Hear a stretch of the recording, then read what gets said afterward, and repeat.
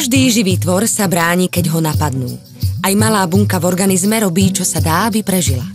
Problém nastáva, keď je táto bunka nádorová.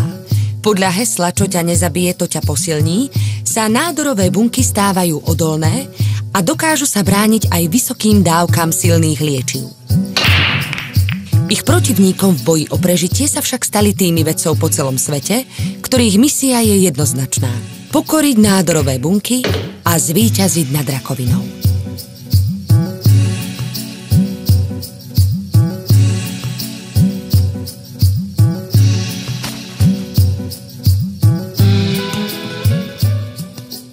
V priebehu vzniku života najprv vznikali jednobunkové organizmy a tieto jednobunkové organizmy samozrejme boli vystavené vplyvu prostredia. V tom prostredí vtedy mohli byť nejaké látky, ktoré mohli znemožňovať ich rast, alebo tam mohli byť fyzikálne faktory ako nejaké žiarenia a bunky v tej dobe si vyvíjali určité mechanizmy, ktorými sa oni dokázali brániť proti týmto vplyvom prostredia. Keď sa začali formovať viacbunečné organizmy a tieto viacbunečné organizmy teda obsahovali viacero špecializovaných buniek, tak sa urobil centrálny systém ochrany, ktorý chránil organizmus ako celok. Takýto systém je napríklad imunitný systém, alebo je to orgán ako pečienka, ktorá je v stave odstraňovať toxické látky, teda detoxifikuje organizmus.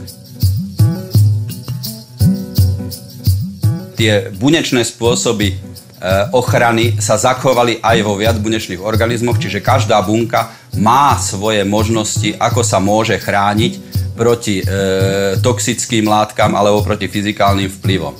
A toto je vlastnosť, ktorá pre nás, pre ľudí je niekedy nevýhodná pri liečbe nádorových ochorení, pretože v prípade, že my používame trebárs radioterapiu, teda odstraňujeme selektívne nádorové bunky z organizmu, či už radioterapiou alebo chemoterapiou, tak bunky môžu aktivizovať tieto spôsoby ochrany a týmito spôsobmi ochrany sa dokážu brániť proti našej terapii.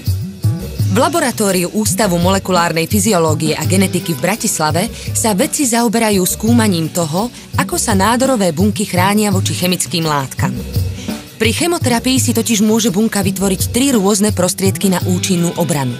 Buď si vytvorí aparát, ktorým zmení liečivo na neúčinnú látku, alebo zmení svoj metabolizmus tak, aby liečivá nezabíjali bunky. Treťou možnosťou je, že si bunky vytvoria prostriedky, tzv. Membránové transportéry, ktorými zabraňujú účinnej látke vstupovať dovnútra bunky.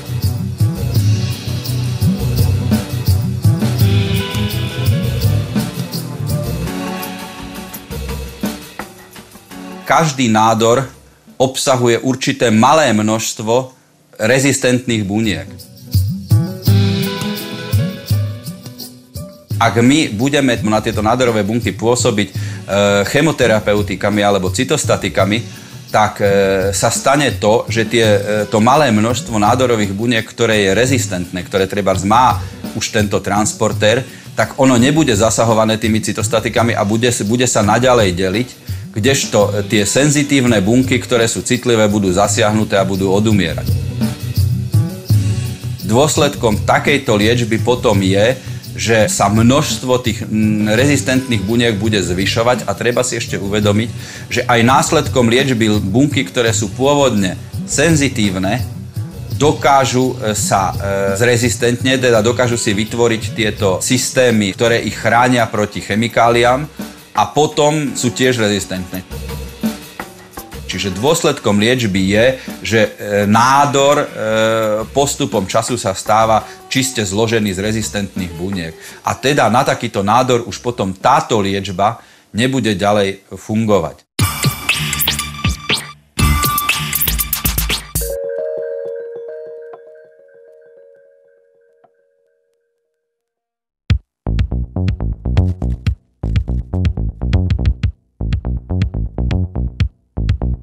My v našom laboratóriu sa zaoberáme membránovými transportérmi, konkrétne P-glykoproteínom, ktorý je v podstate asi najčastejšou príčinou rezistencie nádorových buniek na liečbu cytostatikami alebo teda na chemoterapiu.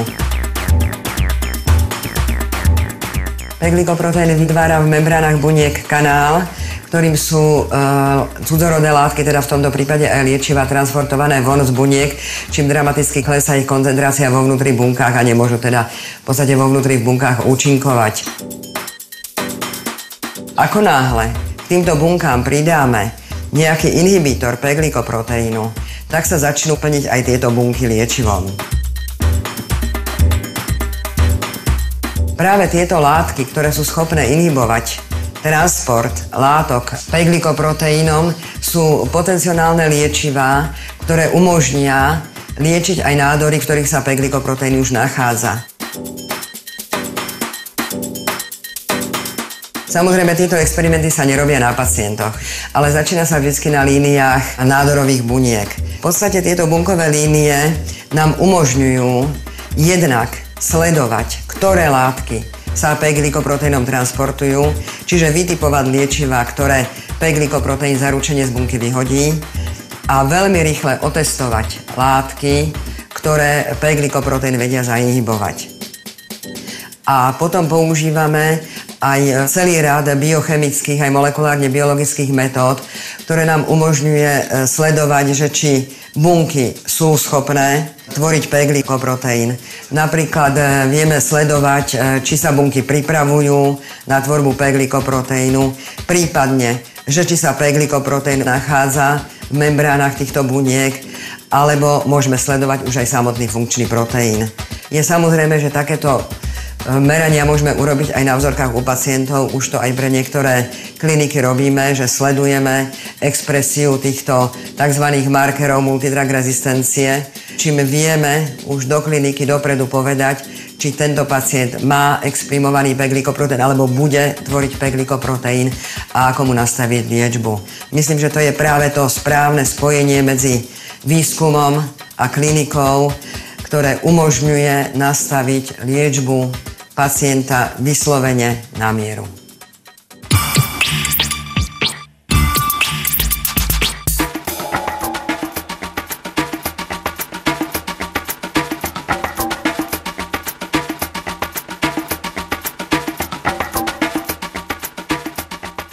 Odolnosť voči chemoterapii, alebo teda inými slovami rezistencia, je vážny klinický problém pri liečbe onkologických pacientov.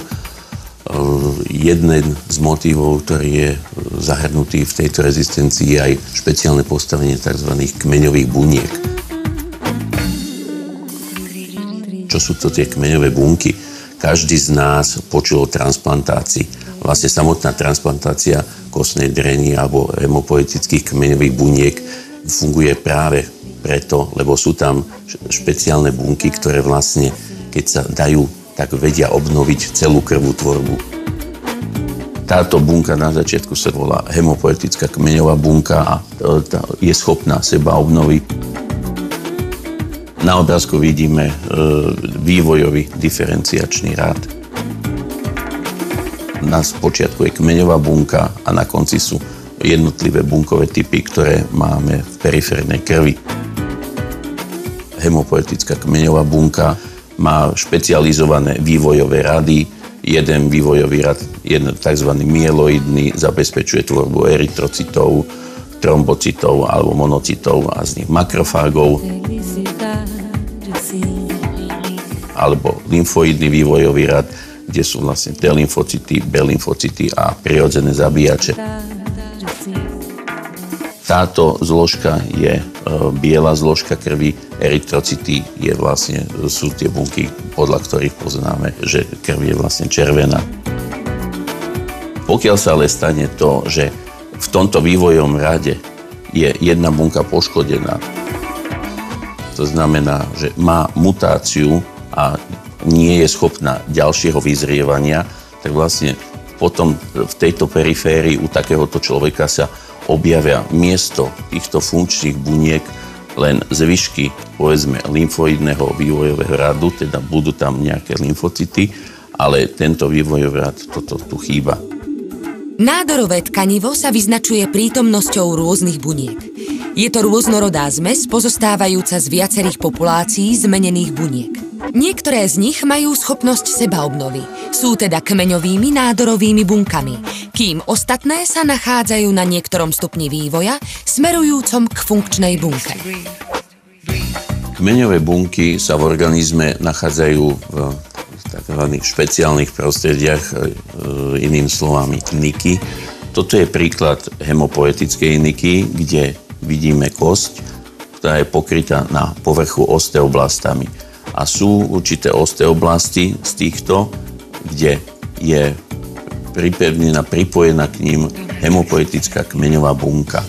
Táto kmeňová bunka sa delí, tu môžeme vidieť takéto delenie, a jedna pôvodná bunka sa seba obnoví, samu seba, a druhá z tých dvoch rozdelených buniek je bunka progenitorová, ktorá sa množí oveľa rýchlejšie a dáva potomstvo všetkým hemopoetickým bunkám, ktoré máme v periférii. Tu je naznačená cieva a je tu vidno, že tieto bunky potom prechádzajú do ciev a do celej vlastne periférnej krvi. Okrem hemopoetických buniek v tejto zárodočnej nike sú aj bunky strómy, ktoré sú tu, ktoré vlastne sú nevyhnutné pre vývoj týchto buniek, lebo spolupôsobenie týchto buniek je dôležité preto, aby táto hemopoetická bunka sa správne vyvíjala.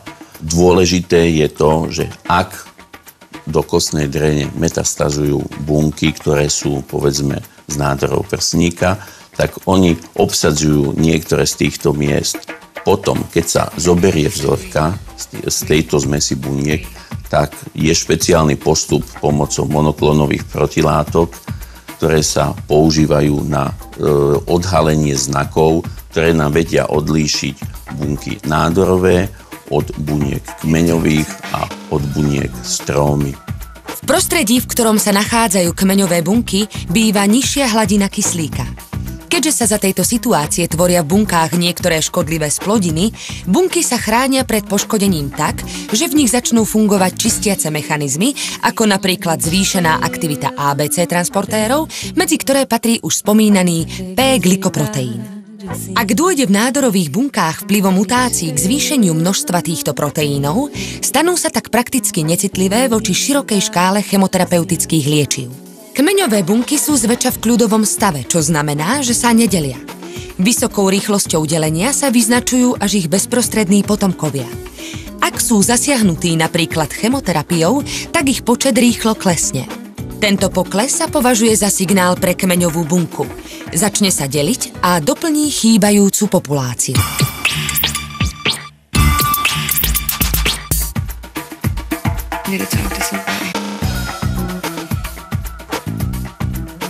Z odobratej vzorky krvi sa dá napríklad zistiť vďaka cytometrickej analýze, či má pacient akútnu myeloidnú leukémiu. Na základe viacerých znakov vedci rozdelia populáciu buniek a overia si tvorbu nádorov v rámci subpopulácií. Tak môžu vytipovať súbor znakov, ktorých prítomnosť vzájomne súvisí s prítomnosťou kmeňových nádorových buniek. K odobratej vzorke krvi pridáme fyziologický roztok, aby sme túto krv nariedili. A nariedenú krv navrstvíme na deliace hustotné médium, ktoré zabezpečí to, aby sme počas centrifugácie vedeli oddeliť erytrocity od bielej krvnej zložky. A keďže tá hustota buniek je odlišná pre jednotlivé bunky v periférnej krvi, tak dosiahneme tú separáciu bielej krvnej zložky.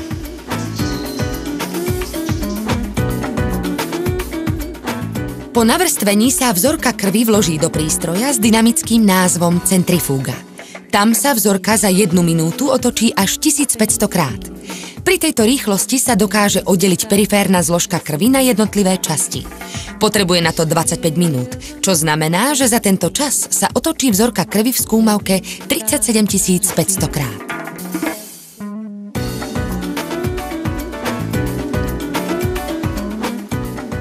Tu vidíme rozdelenú periférnu krv. Na spodu sú erytrocity, ktoré prepadli pod deliace médium, ktoré je táto biela časť.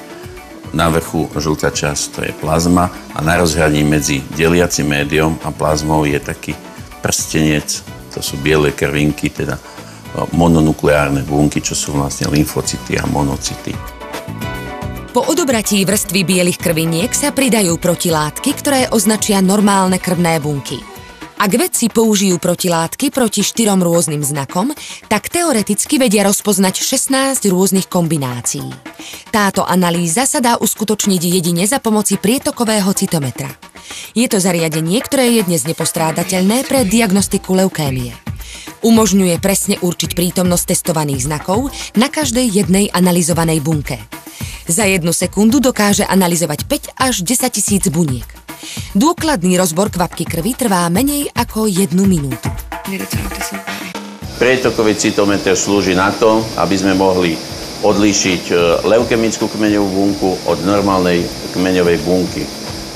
Výsledok dnešného merania ukázal, že vzorku, ktorú sme analyzovali, neobsahuje žiadne leukemické kmeňové bunky a sú tu len normálne.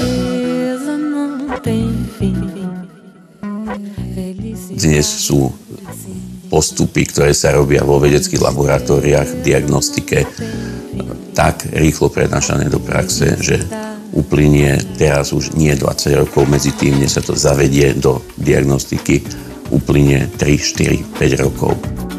Čože ale oveľa dôležitejšie je, že tá spolupráca medzi klinikmi by mala byť významne ešte posilnená viacej, lebo nestačí len preniesť poznatky zo základného výskumu k pacientovi, ale treba aj to, aké sú výsledky pri liečbe toho pacienta, znovu vrátiť späť do toho základného výskumu a v takejto vzájomnej kooperácii vlastne mozgov, aj klinických, aj vedeckých v základnom výskume vlastne spolupracovať pre zlepšenie prežívania a liečby onkologických pacientov.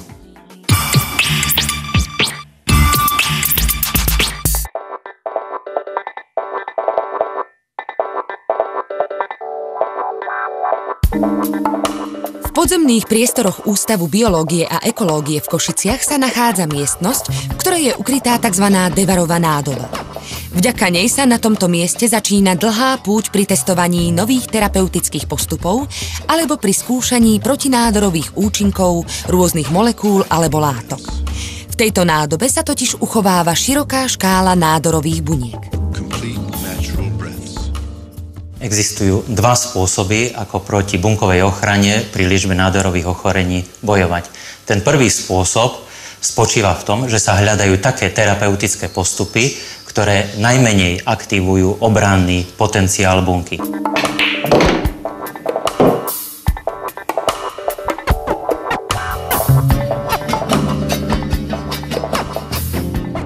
Druhý spôsob spočíva v tom, že sa hľadajú látky alebo také molekuly, ktoré sú schopné eliminovať už aktivovaný obranný mechanizmus bunky. Prvej možnosti, čiže zvýšeniu účinnosti protinádorovej terapie, sa už niekoľko rokov intenzívne venuje aj miestne laboratórium. Tieto nové terapeutické postupy testujú na širokej palete bunkových nádorových línií a v niektorých opodstatnených prípadoch aj na experimentálnych zvieracích modeloch.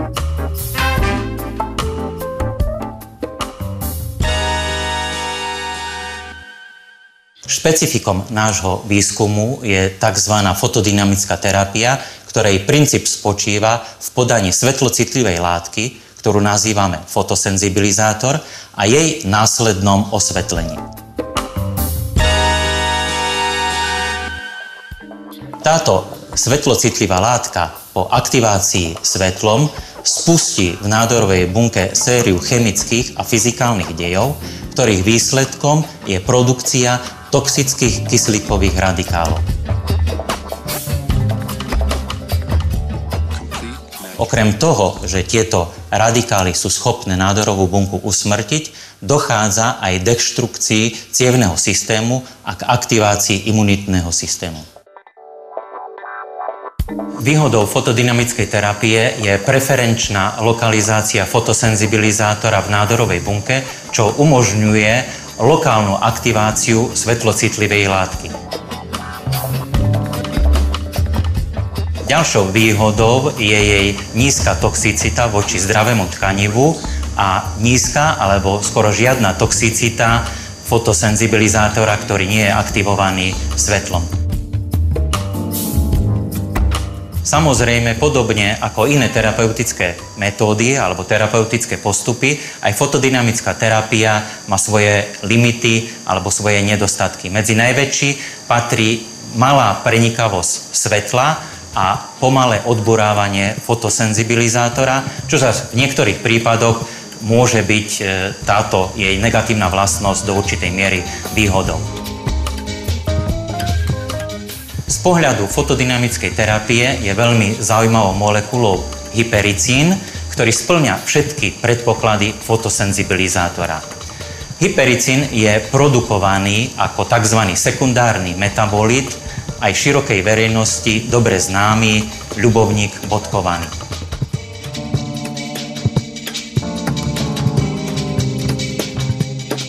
Svetlom aktivovaný hypericín má cytotoxické účinky. Dokáže spustiť tzv. Programovanú smrť bunky, ktorú vedci nazývajú apoptóza alebo nekróza.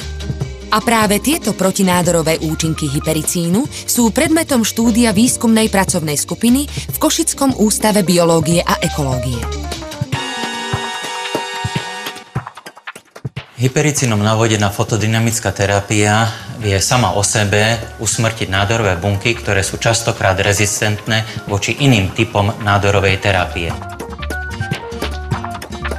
Okrem toho sa snažíme zvýšiť účinok fotodynamickej terapie cieleným zásahom, ktorým narúšame rovnováhu fosfolipidového metabolizmu bunkových membrán. Táto stratégia nás zaujíma hlavne z tohto dôvodu, že zásahom do fosfolipidov, ktoré predstavujú jedny z hlavných stavebných kameňov bunkových membrán, dokážeme zvýšiť citlivosť nádorovej bunky voči svetlom aktivovanému hypericínu. Takýmto spôsobom dokážeme zvýšiť obsah hypericínu v nádorovej bunke eliminovaním tzv. Membránových transportérov, ktorých úlohou je odstráňovať liečivosť bunky. V našom prípade tak v konečnom dôsledku zvýšime účinnosť nádorovej terapie.